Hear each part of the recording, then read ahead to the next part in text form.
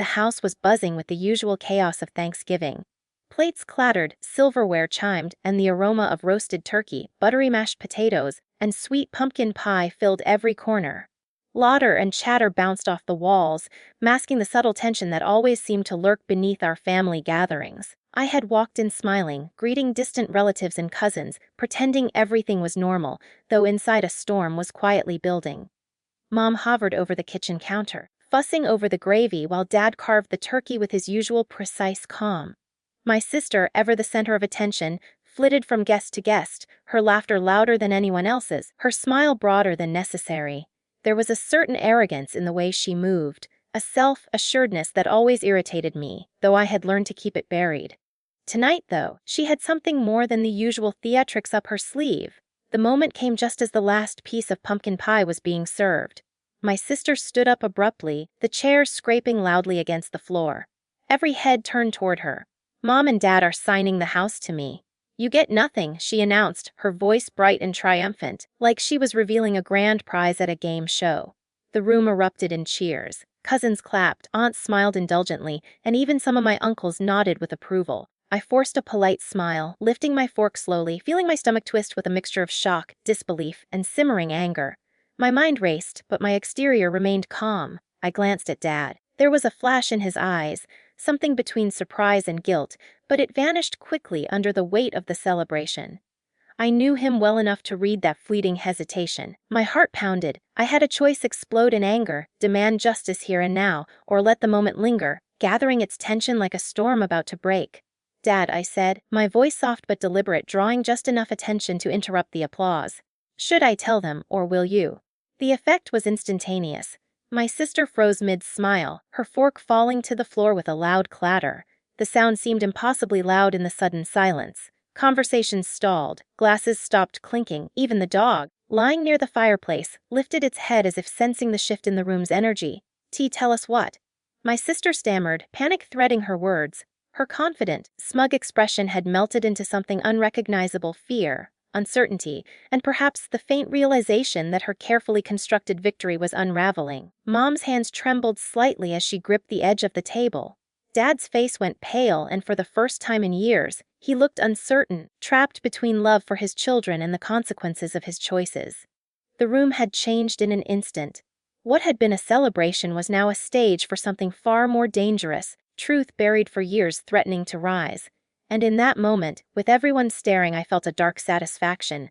The storm I had held back for so long was finally stirring, and it would not be denied. Tonight everything was about to change. The house felt unusually quiet that night. The laughter and chatter of Thanksgiving had faded, leaving only the soft hum of the heater and the occasional creak of the old wooden floors. Everyone else had gone to bed, exhausted from the day's festivities, but I couldn't sleep. My mind was spinning with what had happened at the dinner table. My sister's triumphant announcement, the falling fork, the panic in her eyes, it all replayed over and over, each time fueling a slow burning fire inside me. I found myself drawn to Dad's study, a room I had avoided for years, out of respect, curiosity, and sometimes fear. The door creaked as I pushed it open, and the familiar scent of leather, bound books, and aged paper filled my senses. The soft glow of the desk lamp highlighted the neat stacks of papers, files, and envelopes that had accumulated over the years. It was here, in this quiet sanctuary, that the truth had been hiding all along. I sat down carefully, my fingers tracing the edges of documents that felt heavier tonight than they ever had. There were letters from lawyers, old bank statements, property deeds, and notes in Dad's careful handwriting.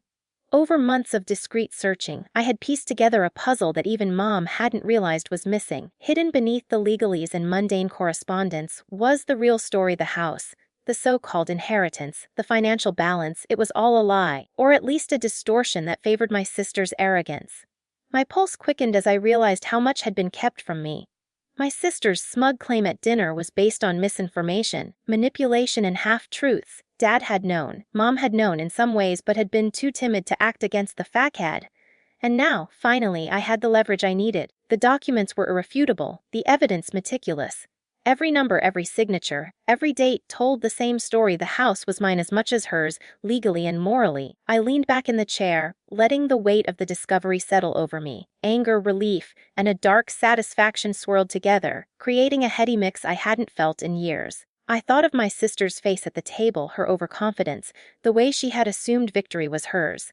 Soon, that smugness would meet the truth. And it would be delicious. For the first time in a long while, I felt in control. Not just of the house, not just of the inheritance, but of the narrative that had been written without me. I knew that revenge wasn't about violence or loud confrontation, it was about patience, precision, and timing. I would act carefully, like a shadow moving through the night, letting every step build until the final reveal. As I closed the last file and turned off the desk lamp, I allowed myself a small, almost imperceptible smile. Tomorrow, my sister would wake up thinking her victory was complete. By the end of the week, everything she had assumed she owned would slip from her grasp, and there would be nothing she could do to stop it. In that quiet, dimly lit study, I made a silent promise I would claim what was mine. And when I did, it would be sweet, undeniable, and unforgettable. Tonight the first seeds of justice had been sown, and there was no turning back. The next morning, the house felt different. The sun streamed through the windows, painting the living room in a golden glow, but it couldn't soften the weight that hung in the air. My sister was up early, humming a tune she clearly thought was triumphant, as if yesterday's announcement had already cemented her victory. I watched her from the kitchen doorway, sipping coffee slowly, letting her bask in her imagined success. She didn't see me watching, didn't notice the subtle shift in my expression, calm, measured, and unyielding. I had spent the night planning, and the details were clear in my mind. Every conversation I would have, every document I would reveal, every step I would take was precise. There was no room for error. Revenge, I reminded myself, was not about anger. It was about timing, it was about patience, it was about turning arrogance into disbelief and entitlement into shame. I began quietly, contacting the lawyer who had been handling Dad's affairs for years. I asked for a review of all the property documents, phrasing my request as a simple clarification, nothing suspicious. Within the hour, I had a stack of papers that confirmed everything I already suspected. The house's legal ownership was far from straightforward, and my sister's claim rested on assumptions and incomplete information. I also spoke to the accountant, a woman loyal to Dad, who quietly confirmed what I had feared and hoped for, that my sister's financial maneuverings were built on a shaky foundation. By midday, I had a plan that was more than just legal, it was personal. I would reveal the truth at dinner, in the same setting where my sister had declared victory. I imagined her face, her confidence crumbling as one undeniable fact after another came to light. I could almost hear the gasp, the stutter, the rising panic. But I kept myself calm, almost boringly calm, letting the anticipation build. When dinner came, my sister strutted in, wearing the same smug smile she had worn at Thanksgiving. She tried to make small talk to charm our relatives, but I ignored her entirely. Instead, I focused on my movements, making them slow, deliberate. I sat down at the table, fingers brushing against the stack of documents hidden beneath my napkin. Each fold, each paper, each signature was a carefully chosen piece of the puzzle. I began with subtle remarks, gentle hints. "It's interesting," I said softly, "how some of these documents don't exactly match what we were told yesterday." My sister's smile faltered, her eyes narrowing as she leaned in, trying to catch the drift of my meaning. I continued, almost conversationally, letting my words drip with quiet inevitability, forcing her to feel the first prickle of unease. The room shifted with every sentence. Mom's hands trembled again, Dad's face tightened, and I could sense the silent realization spreading among our relatives something was about to happen, and it wouldn't be pretty for the self-assured sister who had claimed victory. By the time I revealed the first document, her composure was already slipping, her arrogance cracking. I looked at her then, calm, patient, and victorious in a way that didn't need shouting. She didn't understand yet that the game had changed, that her assumed triumph was evaporating. I smiled faintly, because this was just the beginning, and the sweetest part of revenge was the quiet, inevitable unfolding of truth. The air at dinner had shifted completely. What had begun as a cheerful holiday meal now carried an almost tangible tension. My sister sat across from me, her eyes darting nervously between my calm expression and the stack of documents I had placed deliberately in the center of the table. She fidgeted, her fingers tapping against the rim of her glass, her confident posture giving way to something brittle, uncertain. I began slowly, methodically, speaking with a quiet authority that made the room lean in without even realizing it. "You know, it's funny how easy it is to assume ownership without seeing the full picture," I said, placing a single sheet on the table. "This document, for instance, clearly outlines the legal distribution of the property. and it doesn't quite match the announcement yesterday." Her face paled. She opened her mouth to speak but closed it again, as though words themselves had betrayed her. I continued, layering fact upon fact, showing bank statements, letters, legal notices, every piece of evidence I had painstakingly gathered. Each paper was a carefully placed brick in a wall of undeniable truth. I spoke slowly, giving the room time to absorb every detail, letting the weight of reality sink for everyone, including my sister.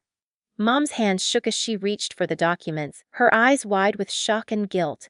Dad's jaw was tight, his usual calm replaced with the quiet despair of a man realizing that he had been complicit in a deception, however unintentional. And my sister, she was unraveling before everyone's eyes.